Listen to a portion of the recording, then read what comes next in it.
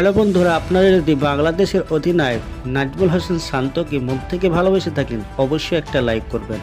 হ্যাঁ বন্ধুরা, শান্তর অধিনায়কত্ব নিয়ে যা বললেন মাশরাফি বিন মুর্তজা।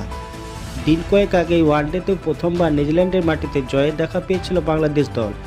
এরপর নেপিয়ার টি-20তে কিউটদের 5 উইকেটে হারিয়ে সিরিজ শুরু করেছে টাইগাররা। নিউজিল্যান্ডের মাটিতে প্রথমবারের মতো টি-20 ম্যাচ জয়ের স্বাদ পেল তারা। বাংলাদেশ দলের এমন জয়ের পর অভিনন্দন জানিয়েছেন সাবেক অধিনায়ক মাশরাফি বিন মুর্তজা।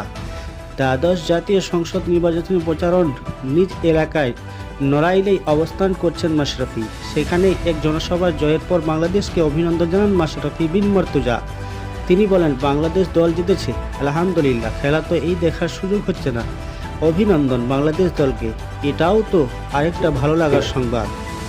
শান্তর নেতৃত্বে এবার জয় পেয়েছে টাইগাররা, তাই মাশরাফির কাছে জানতে চাওয়া হয় শান্তর অধিনায়কত্ব নিয়ে। অবশ্যই এই দারুণ খেলোয়াড়, ওর একটা সুবিধা হচ্ছে অনেক সমালোচনার মধ্য দিয়ে এসেছে, সুতরাং এই জিনিসটাকে ও বুঝতে পারে। ও যেহেতু বুঝে ফেলেছে সব কিছু, দারুণ কিছু করবে ভবিষ্যতে আমার বিশ্বাস।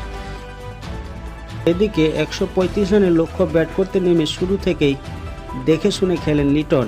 ম্যাচের শেষ পর্যন্ত ক্রিজে বেঁচে থেকে 42 রানে অপরাজিত থেকে দলকে জিতিয়ে মাঠ ছাড়েন টাইগার ওপেনার।